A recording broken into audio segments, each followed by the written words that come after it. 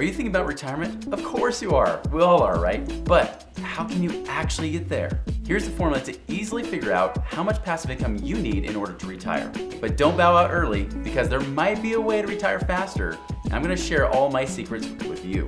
All right, so first and foremost, if you gotta figure out how to retire early, we gotta know what it takes for you specifically, to retire. So I know this sounds like common sense, but you gotta know your expenses. You gotta know what some people will call your burn rate, right? You gotta know how much money you need to live each and every month. This is really where financial independence occurs. Financial independence happens when your passive income exceeds your expenses to live. Now, there's two different things you might be looking at here. You might be thinking of your actual bare bones expenses, or you might be looking at your expenses of including some lifestyle, maybe some travel that's involved there, and those kind of things. I actually recommend knowing both. Know your bare bones one, because that's kind of like that first hurdle to get to, but then also know what expenses you want to have in retirement. So allow a little buffer above it.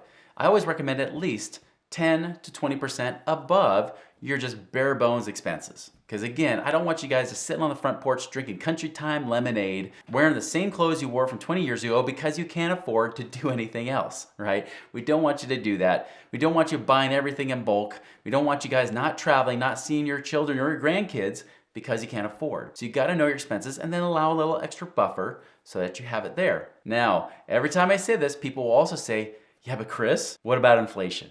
Right? What about inflation? How much more do I need to be able to cover that? Because I want to make sure I never run out of money. And you're 100% correct. We do not ever want to run out of money. So what about inflation? How do you attribute for it?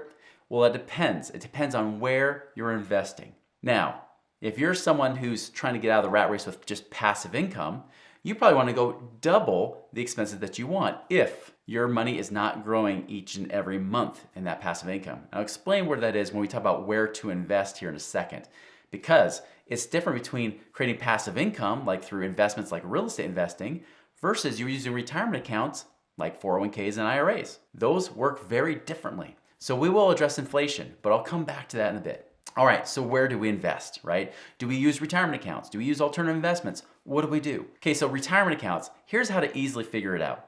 Recently, there's an article with a very popular magazine that came out saying that you need to pull off 3% a year if you don't want to run out of money. 3% or less. Now, people used to say it was a 4% rule. They said that if you had, whatever you had in money that you had saved up, you live on 4%. So for example, you had $1 million, they would say pull off 4%, that's $40,000 a year. You shouldn't run out of money. Well, guess what? As other people started to run the numbers, and I did the same thing 20 years ago, we started to question, is this really right? Is this too much? Especially with the interest rate environments that we're in where you're not making as much in retirement. They all came back saying the same thing I was saying. Don't pull out more than 3%.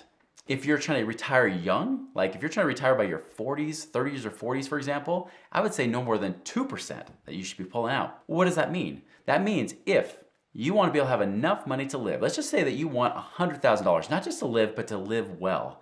$100,000 a year, if you're pulling out 3%, you got to multiply that number by 33 times. That means you got to save up about $3.3 million so you can live on $99,000 or about $100,000 a year. That's no easy feat, is it? That's not easy to do. You can run the numbers right now to try to figure out what it takes to get to 3.3 million.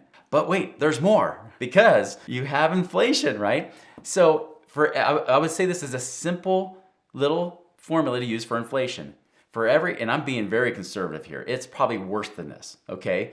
But I'm being very conservative, very optimistic. Inflation, you should probably double about every 15 years. So if you're trying to do it in 15 years, double that number. So if it was 3.3 million, now you got to go to 6.6 million. It's getting crazier, right? Now, if you have 30 years to go before you're trying to hit your retirement goal, guess what? That's not double, that's quadruple. That means you got to save about $13.2 million in your retirement accounts to live on a $100,000 a year lifestyle in today's dollars. This is why most people with retirement accounts don't retire well. This is why they beg for Social Security, because it's not enough, okay?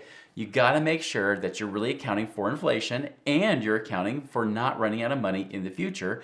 Otherwise, you will get to retirement and you'll wonder if you'll always be running out of money. You'll be wondering if you live too long. You'll think, maybe I should live on cheaper food.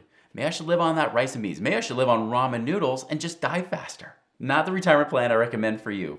Okay, I don't want you guys to die faster. I want you to live life. I don't want you to just be alive. I want you to be living and having fun and enjoyment now. But it's true. If you want to use traditional retirement accounts like Roth IRAs, 401ks, you got to multiply that sucker by at least 33 times of whatever that number per year you want to live on. Now, what if you use alternative investments? This is what I realized. See, as a financial advisor, I was teaching people how to use retirement accounts, but when I started to run these numbers, it got depressing.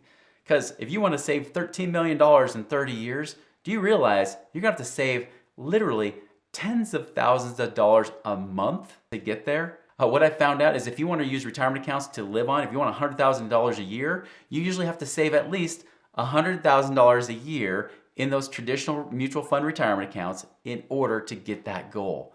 Does that seem stupid to you? I have to save up the same money that I'm going to be living on anyways? It's kind of ridiculous. So I had to find another way because I realized that my clients weren't financially free. This is the clients that I had as a financial advisor. None of the financial advisors in my office were financially free, and there was over 100 of us. Even guys have been working there since the late 1970s. We're still working there saying, I hope I can retire someday. They were worried about it. They didn't have enough money. If it weren't for the business that was paying them commissions, they would be broke in retirement. This is why I quit being a financial advisor. So I knew for me, I had to find a different way because I didn't want to end up like those guys, those old guys working in the financial advising industry for 30, 40 years, hoping to finally retire, not to mention all their clients not able to truly retire free either. So I started looking for alternative means. This is where I came across alternative investments. What are alternative investments? These are things like real estate. Have you ever heard people getting rich on real estate? Actually, yes, because if you actually look up, it takes a very simple Google search and you ask, what has created the most millionaires? Which investments created the most millionaires? Every time you'll find real estate investing. Real estate has been one of the easiest ways. Now, I'm not just talking about the average, normal real estate that most people do, although you can get lucky doing that as well. Because overall, real estate does work, but you gotta do it right. If you do it right, here's what I found out. This is what we've had many of our clients do, is that we can make 10+% returns each and every year very predictably. Now, this is not risk-free. I'm not saying that this is something that there's zero risk, because anybody tells you that, they're lying, all right? There's always risk to everything you do. Heck, there's risk to putting your money in that bank that you wonder if it's gonna fail. But you can get something that's predictable, paying you very precisely, paying you pretty on a regular basis. Those are the kind of alternative investments we like. Things like real estate, rental real estate. I personally like turnkey rental real estate where I don't have to manage the property. A property manager does all the work for me. I just collect their net profits, and it's still over 10% a year, and has been. Again, results may vary, it's not guaranteed, disclaimer, That's the thing. Like, we just don't know, okay? But typically speaking, actually, I've made much more than 10%. There's also things you can invest in apartment buildings. You can invest in self-storage units. Did you know there's business out there owning and controlling self-storage units where you can make a lot more money there too?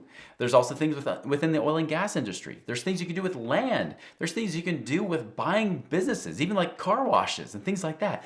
So many alternatives outside the traditional mutual fund and insurance industry that's all financial advisors offer. There's a whole new world. There's Aladdin flying by, right?